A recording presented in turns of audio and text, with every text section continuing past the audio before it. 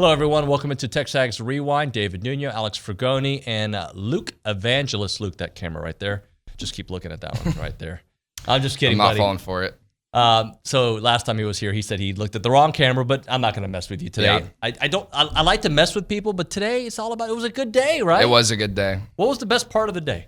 Probably for me, Mike Evans. That's a huge guest to have on. Well, I'm good at what I do. Yeah, sometimes. well, and he provided some great insight as well about his charity and the event coming up, as well as I really liked when he talked about his decision to stay with the Bucks, because that was the big thing I wanted him to talk about, was what went into that. My favorite part of that, Luke, was it seemed like Mike and I were best friends. And in fact, I might start texting him and I don't know, maybe we'll go play golf together with Swope. What do you think? Well, you two are best friends, right? Aren't you best friends with everybody? Not everybody. There are people, and you know who you are, that don't like me, and I don't like him either, that person. But go ahead. What was your favorite part, Luke? My favorite part was probably Billy. He's just always great, really insightful. He said Billy. You just want to raise, right? That's all it is. You just want to raise. Billy was excellent, but on a day that we had Mike Evans, come on. Well, okay, Mike Evans obviously was incredible, but if I had to pick who's next on that list, 1A and then 1B. Billy's 1A. Is right? one. No, Mike Evans is probably 1A and then Billy 1B. I think Mike Evans is great. We don't really get him on all that much, whereas Billy, he comes on a lot. And so for those reasons, I would have to pick Mike Evans above him. All right. And then anything else on the rewind? Yeah, of course. We had the Go Hour with you and OB. That was always entertaining, a little more tame as of recently. But yeah, OB was great. We also had Tom Hart to round out the rewind. Tom Hart, he was great. All that and more. Check out the rewind. Stephen A. Smith has the Aggies in the Final Four. Whoa, really? Which means we're going to lose royally, right? Not necessarily. Look, we talked about it yesterday. If they're a streaky team, and if they're on, they can beat anybody. It's not a pipe dream to say that they can beat Houston. It's not a pipe dream to say that they can beat. Here's why it might be a pipe dream to me, though, because to me they're just not consistent enough. Well, that's it. Look, if they play like they played against Kentucky, they'll beat anybody. If they played like they played the first half against Florida. Now, if they fall into that funk in the second half when they couldn't stop them and they couldn't score with them, then they could have an early exit. Right. Because they're kind of, you just never quite know what you're going to get. In 35 games, and in reality, maybe 22, 23 games against quality opponents, they're about a 500 team. Yeah. But you can probably say that about most teams. Yeah. But not most teams that win or get to the Final Four. Well, there have been, right, not most, but there have been teams that have been ranked. Wasn't Connecticut once like an 11 seed and won the national championship? Were they that low? 7. Sahara. I thought somebody was an 11 seed that won it once. Maybe I know the furthest a 9 seed has ever gone is the Final Four. Here's another one for you. Shannon Sharp. Now, I'm going to show you these tweets. I think we have the tweet up. What is interesting about his picks, OB? Okay, Shannon Sharp's taking 1 seed UConn, 1 seed North Carolina. He's going chalk. 1 seed Houston, 1 seed Purdue. That's on the men's bracket. On the women's bracket, 1 seed South Carolina, 1 seed Texas, 1 seed Iowa, 1 seed USC. Interesting. Yeah, it seems to me that maybe he doesn't follow college basketball. He just put in the 1 seed.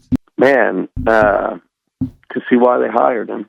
You can see why he would stand out in a crowd.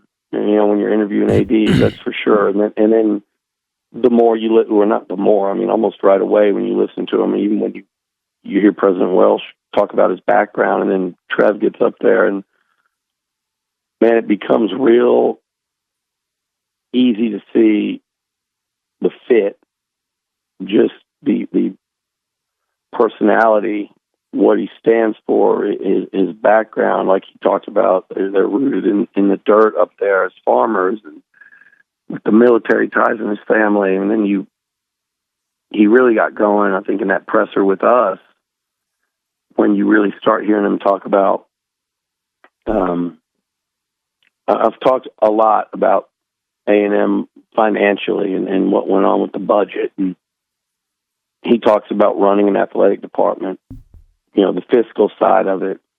And again, this was a guy, and a lot of these things I said prior, and we're watching him talk yesterday, listening to him, and he talks about going up to Omaha, and I'm assuming that was Warren Buffett, and just decides he's going to leave, going from the pinnacle of football, college football, and then high round draft pick, and then he goes into media and does that for a long time and does it at a really high level.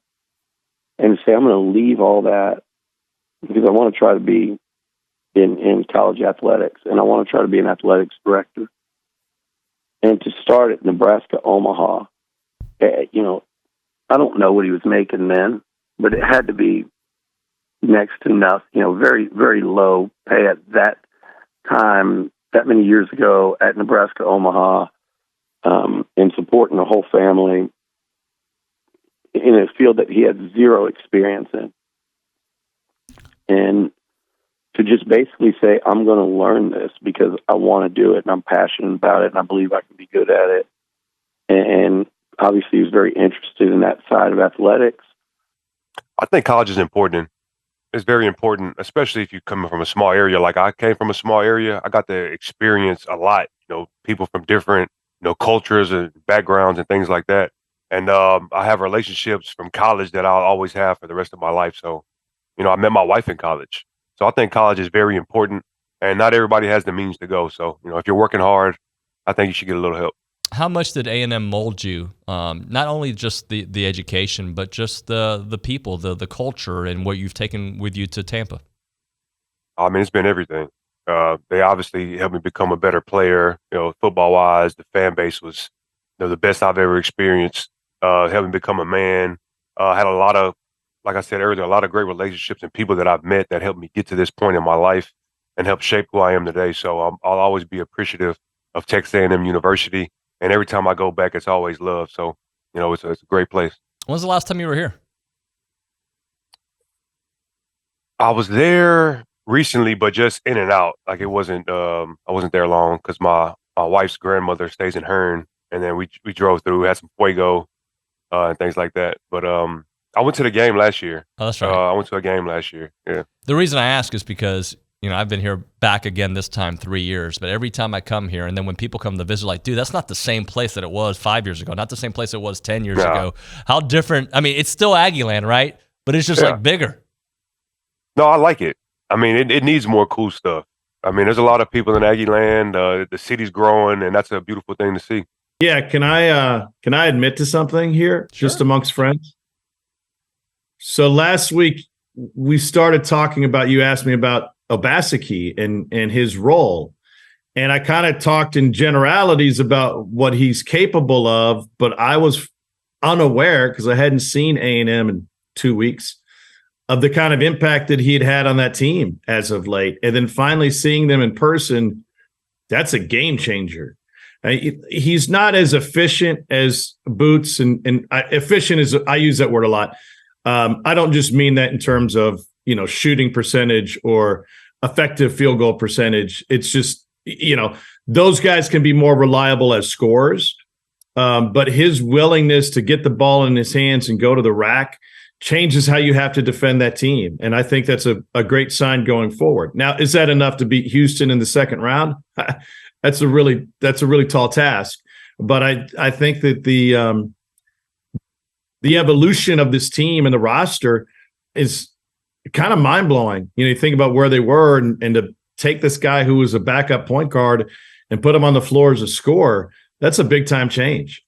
Frugoni. I'm sorry I do that. It just comes out so nice. And the funny thing is, I've gotten that my whole life. Yeah, Alex Frugoni. It's a good Italian last name. We always say if your last name ends in a vowel, you're probably Italian. Yeah. Frugoni. It's Frugoni, but and I mean no disrespect. I just I like using that. It helps me get into like a certain kind of mood. Tell the people. I understand. So like, comment, subscribe, share, tell your friends, tell your parents, not falling for it.